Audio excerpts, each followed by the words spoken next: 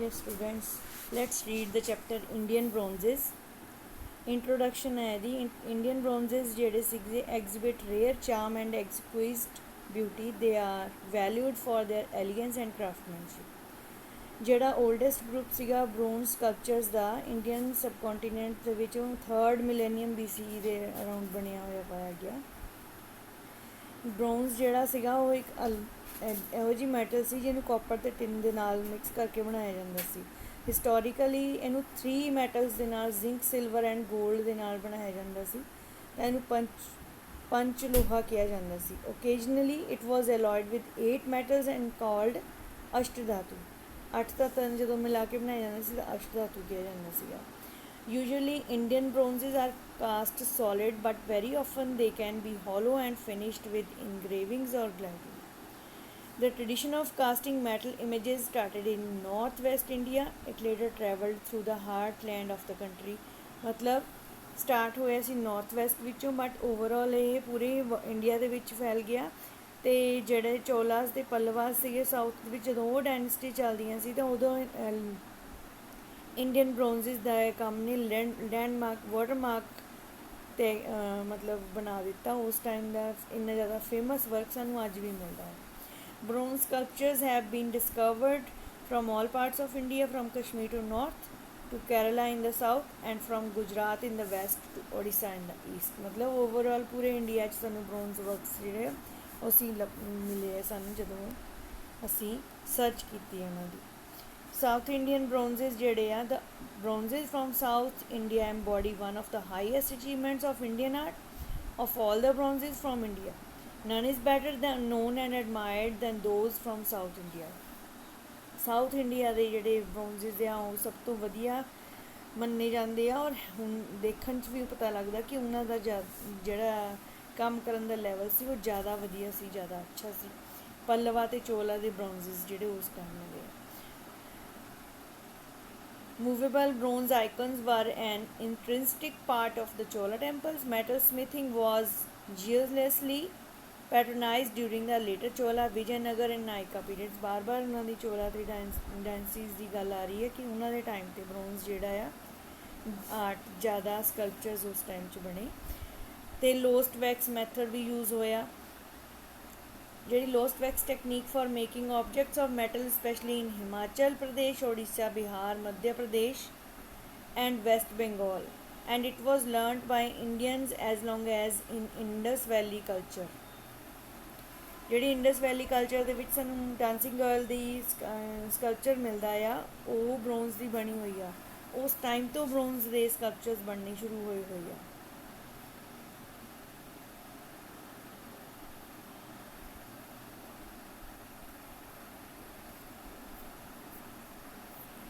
weight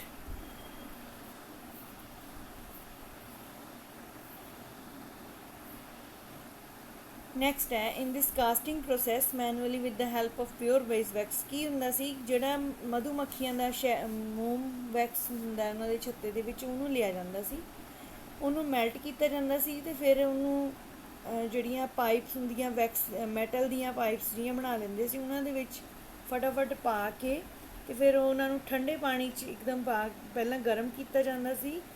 pipes ਦੇ metal ਦੀਆਂ pipes ਦੇ ਵਿੱਚ ਪਾ ਕੇ ਫਿਰ ਉਹਨਾਂ ਨੂੰ ਇੱਕਦਮ ਫਰੀਜ਼ ਕੀਤਾ ਜਾਂਦਾ ਸੀ, ਉਹ ਜੰਮ ਜਾਂਦਾ ਸੀ. ਫਿਰ ਉਹਨਾਂ ਨੂੰ ਉਹ ਜਿਹੀ ਸ਼ੇਪ ਜਿਹੜੀ ਚਾਹੁੰਦੇ ਆ ਮੈਟਲ ਨੂੰ ਪ੍ਰੈਸ ਕਰਕੇ ਉਹ ਸ਼ੇਪ ਦਿੱਤੀ ਜਾਂਦੀ ਸੀ. ਅਤੇ ਉਹ ਤੋਂ ਬਾਅਦ ਜਦੋਂ ਪੂਰੀ ਸਕਲਪਚਰ ਬਣ ਜਾਂਦੀ ਸੀ ਫਿਰ ਉਹਨੂੰ ਦੁਬਾਰਾ ਵੈਕਸ ਨੂੰ ਮੈਲਟ ਕਰਕੇ ਉਹਦੇ ਵਿੱਚੋਂ ਕੱਢ ਲਿਆ ਜਾਂਦਾ ਸੀ ਅਤੇ ਵਿੱਚੋਂ ਕਈ ਵਾਰ ਹੋਲੋ ਹੁੰਦੇ ਸੀਗੇ.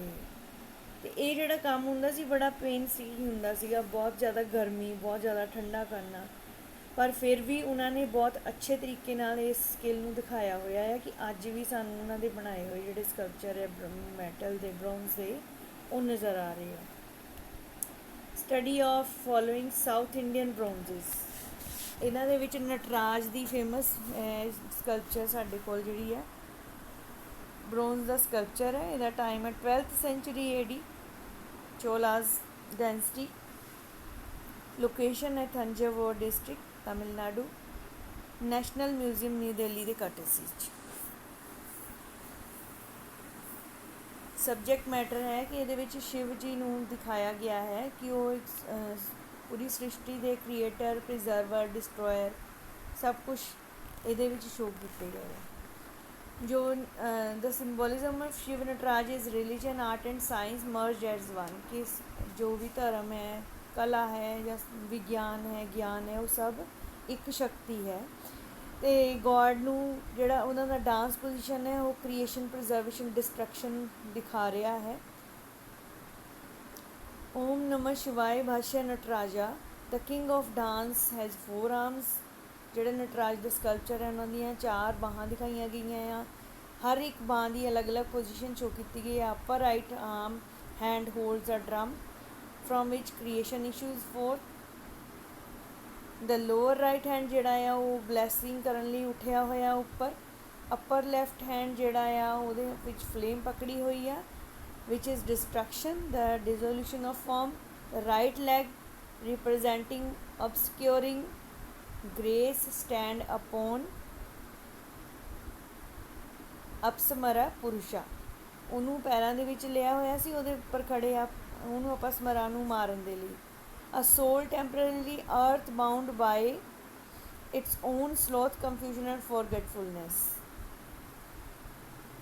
The uplifted leg is revealing grace which releases the mature soul for bondage. मतलब कि ਮੁਕਤੀ ਦਾ ਵੀ ਸ਼ੋ ਕੀਤਾ ਗਿਆ ਹੈ ਕਿ ਜਿਹੜੀ ਉਹਨਾਂ ਦੀ ਉੱਪਰ ਉੱਠੀ ਹੋਈ ਪੈਰ ਆ ਉਹ ਸ਼ੋ ਕਰ ਰਿਹਾ ਕਿ ਆਤਮਾ ਨੂੰ ਮੁਕਤੀ ਦੇਣ ਦੇ ਲਈ ਉਹ ਜਿਹੜੀ ਸੋਲ ਆ ਉਹਨੂੰ ਮੁਕਤ ਕਰਨ ਦੇ ਲਈ ਬੌਂਡੇਜ ਤੋਂ ਉਹ ਪੈਰ ਉੱਠਿਆ ਹੋਇਆ ਕਿ the lower left hand gestures toward that holy foot is assurance that Shiva's grace is the refuge for everyone, the way to liberation. Shiva ਜਿਹੜਾ ਆ ਉਹ ਲੋਅਰ ਲੈਫਟ ਹੈਂਡ ਇਸ ਜੈਸਚਰਸ ਹੈ ਕਿ ਉਹ ਸਾਰਿਆਂ ਨੂੰ ਮੁਕਤੀ ਦਵਾ ਸਕਦਾ ਹੈ। The circle of fire represents the cosmos and especially consciousness. The all devouring form looming above in Mahakala, great time. ਉਹਨਾਂ ਦੇ ਆਸ-ਪਾਸ ਕੋਬਰਾ ਵੀ ਹੈ। ਦ ਕੋਬਰਾ ਅਰਾਊਂਡ ਨਟਰਾਜਾਜ਼ ਵੇਸਟ, ਕਮਰ ਦੇ ਆਸ-ਪਾਸ ਕੁੰਡਲੀਨੀ ਸ਼ਕਤੀ ਨੂੰ ਸ਼ੋ ਕੀਤਾ ਗਿਆ ਹੈ ਉਹਨਾਂ ਦੇ ਕੋਬਰਾ। ਨਟਰਾਜ ਜਿਹੜਾ ਹੈ ਡਾਂਸ ਉਹਨਾਂ ਦਾ is not just a symbol, it is taking place within each of us.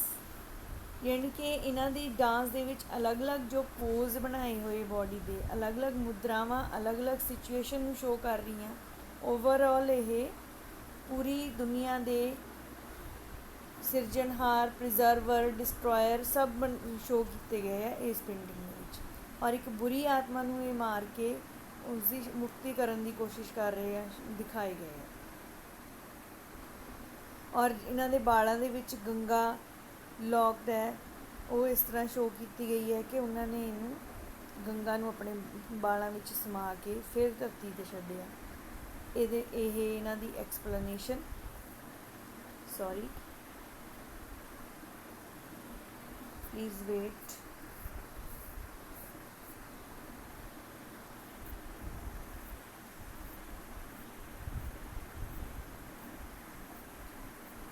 We are on lesson number 7.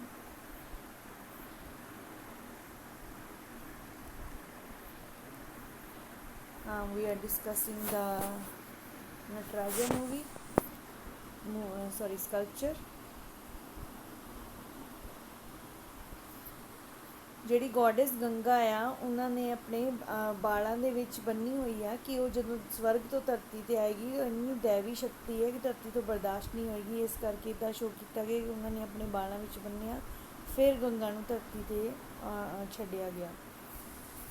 ਅਤੇ ਮੂਨ ਜਿਹੜਾ ਹੈ ਉਹ ਬਾਲਾਂ ਦੇ ਵਿੱਚ ਕਾਮ ਨੂੰ ਸ਼ੋ ਕਰਨ ਲਈ ਕੀਤਾ ਗਿਆ ਹੈ ਕਿ ਉਹਨਾਂ ਨੇ ਇਸ ਚੀਜ਼ ਨੂੰ ਵੀ ਆਪਣੇ ਹਰ ਚੀਜ਼ ਨੂੰ ਇੱਕ ਸਿੰਬੋਲਿਕ ਦੀ ਤਰ੍ਹਾਂ ਯੂਜ਼ ਕੀਤਾ ਗਿਆ ਕਿ ਜੋ ਵੀ ਉਹਨਾਂ ਦੀ ਡਰੈਸਿੰਗ ਦੇ ਵਿੱਚ ਬੋਡੀ ਦੇ ਵਿੱਚ ਹੈ ਸ਼ੋ ਕੀਤਾ, ਉਹਨੂੰ ਇੱਕ ਸ਼ਕਤੀ ਨੂੰ ਉਹਨਾਂ ਨੇ ਬੰਨ੍ਹਿਆ ਹੋਇਆ। ਹਰ ਇੱਕ ਤਰ੍ਹਾਂ ਦੀ ਸ਼ਕਤੀ ਨੂੰ ਉਹ ਬੰਨ੍ਹਣ ਵਾਲੇ ਇੰਨੇ ਸ਼ਕਤੀਮਾਨ ਨਟਰਾਜ ਨੂੰ ਸ਼ੋ ਕੀਤਾ ਗਿਆ ਹੈ, ਮਹਾਕਾਲ ਨੂੰ, ਸ਼ਿਵ ਜੀ ਨੂੰ, ਕਿ ਉਹ ਸੁਪਰ ਪਾਵਰ ਹੈ, ਹਰ ਚੀਜ਼ ਨੂੰ ਉਹ ਕਾਬੂ ਕਰ ਸਕਦੇ ਆ। ਉਹਨਾਂ ਨੇ ਆਪਣੀ snake around his upper arm and neck symbolizing, ਗਲੇ ਦੇ ਵਿੱਚ ਵੀ ਉਹਨਾਂ ਦੇ ਸਨੇਕ ਸ਼ੋ ਕੀਤਾ ਗਿਆ ਹੈ। ਸਨੇਕ ਇੱਕ ਇੰਨਾ ਜ਼ਹਿਰੀਲਾ ਕ੍ਰੀਏਚਰ ਹੈ ਕੁਦਰਤ ਦਾ ਜਿਸ ਤੋਂ ਸਭ ਡਰਦੇ ਆ। ਨਟਰਾਜ ਦੇ ਗਲੇ ਵਿੱਚ ਇਹ ਹੈ ਤਾਂ ਮਤਲਬ ਕਿ ਉਹ ਇੰਨਾ ਕੁਛ ਕਾਬੂ ਕਰ ਸਕਦੇ ਆ, ਤਾਂ ਫਿਰ ਇਹ ਕੀ ਚੀਜ਼ ਹੈ, ਦੁਨੀਆ ਕੀ ਚੀਜ਼ ਹੈ। ਜਿਹੜਾ ਉਹਨਾਂ ਦਾ ਪਿਛਲਾ ਹੱਥ ਹੈ, Shiva often holds a drum, ਡਮਰੂ ਜਿਹੜਾ ਉਹਨਾਂ ਦੇ ਹੱਥ ਵਿੱਚ ਫੜਿਆ ਹੋਇਆ ਹੈ ਕਿ ਉਹ ਯੂਨੀਵਰਸ ਦੀ ਰੀਕ੍ਰੀਏਸ਼ਨ ਕਰ ਸਕਦੇ ਆ। ਫਰੰਟ ਹੈਂਡ ਜਿਹੜਾ ਆ ਇਜ਼ ਇਨ ਅਭੈ ਮੁਦਰਾ, ਅਭੈ ਮਤਲਬ ਨਿਡਰ, ਕਿ ਉਹਨਾਂ ਨੂੰ ਕੋਈ ਡਰ ਨਹੀਂ ਕਿਸੇ ਵੀ ਚੀਜ਼ ਦਾ, ਉਹ ਨਿਡਰ ਰਿਹਾ ਅਭੈ ਹੈ। ਬੈਕ ਲੈਫਟ ਹੈਂਡ ਜਿਹੜਾ ਆ ਕੈਰੀਜ਼ ਅਗਨੀ ਇਨ ਅ ਵੈਸਲ, ਹੱਥ ਵਿੱਚ ਉਹਨਾਂ ਨੇ ਇੱਕ ਵੈਸਲ ਫੜਿਆ ਹੋਇਆ ਜਿਹਦੇ ਵਿੱਚ ਅੱਗ ਹੈ, ਬਰਤਨ ਦੇ ਵਿੱਚ। The flames represent the destructive energy with which Nataraja dances at the end of each cosmic age, cleansing sins and removing illusion. The flames ਜਿਹੜੀਆਂ ਆ ਉਹ ਕੀ ਰਿਪਰੈਜ਼ੈਂਟ ਕਰ ਰਹੀਆਂ, ਡਿਸਟਰਕਟਿਵ ਐਨਰਜੀ, ਜਿਹਦੇ ਨਾਲ ਕਿ Nataraja dances at the end of each cosmic age, ਕਿ ਹਰ ਜਦੋਂ ਯੁੱਗ ਜਿਹੜਾ ਆ ਉਹ ਖ਼ਤਮ ਹੁੰਦਾ ਤਾਂ ਨਟਰਾਜ ਤਾਂਡਵ ਕਰਦਾ ਹੈ, ਤਾਂ ਫਿਰ ਉਹ ਜੋ ਵੀ ਪਾਪ ਹੈ, ਜੋ ਵੀ ਵਹਿਮ ਪਖੰਡ ਦੁਨੀਆ 'ਤੇ ਇਲੂਜ਼ਨ ਹੈ, ਉਹ ਖ਼ਤਮ ਹੋ ਜਾਂਦੇ ਆ। Front left hand is across the chest in the grasta pose. Shiv ji ਨੇ ਗ੍ਰਸਤ ਜੀਵਨ ਵੀ ਅਪਣਾਇਆ ਹੋਇਆ ਸੀ, ਉਸ ਨੂੰ ਸ਼ੋਅ ਕਰਨ ਲਈ ਉਹਨਾਂ ਦਾ ਫਰੰਟ ਲੈਫਟ ਹੈਂਡ ਦਾ ਪੋਜ਼ ਸ਼ੋਅ ਕੀਤਾ ਹੋਇਆ ਹੈ, with the wrist limp and the fingers pointed downward toward the uplifted foot. His uplifted left foot grants eternal bliss to those who approach him.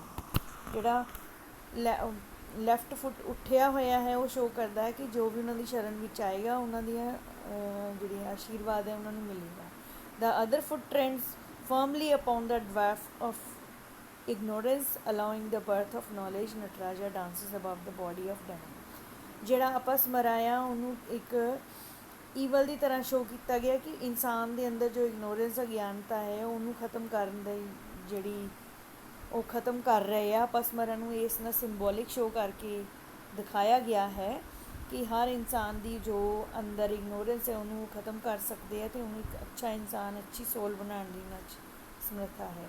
He is called Natesha Apasmara the dwarf demon represents the ignorance of teaching that all opposites, ਮਤਲਬ ਅਪਸਮਰਾ ਨੂੰ ਇੱਕ negative devil show ਕੀਤਾ ਗਿਆ ਹੈ।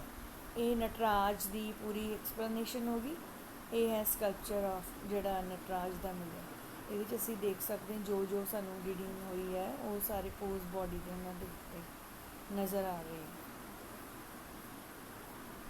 Next ਹੈ ਦੇਵੀ ਉਮਾ, ਜਿਹੜੀ ਇਹ ਹੈ ਇਹਨਾਂ ਦਾ ਵੀ ਆਰਟਿਸਟ ਅਨਨੋਨ ਹੈ।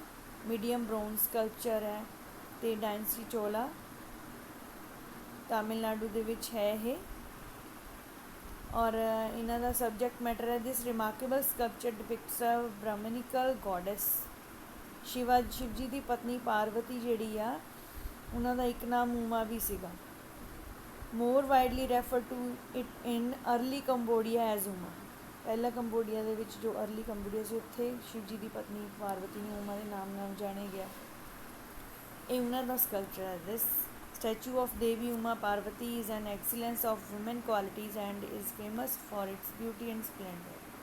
ਮਤਲਬ ਇੱਕ ਖੂਬਸੂਰਤ ਔਰਤ ਦੀ ਮੁਦਰਾ ਇੱਥੇ ਦਿਖਾਈ ਗਈ ਹੈ ਦੇਵੀ ਉਮਾ ਦੇ ਰੂਪ ਵਿੱਚ। This graceful statue is small in size. It is in multi-band dancing pose. Dancing pose ਜੋ ਹੈ ਇਹ ਬਹੁਤ ਛੋਟਾ ਹੈ ਸਾਈਜ਼ ਵਿੱਚ। Figure is adorned with loin clothes, girdle, multi layered crown on her head.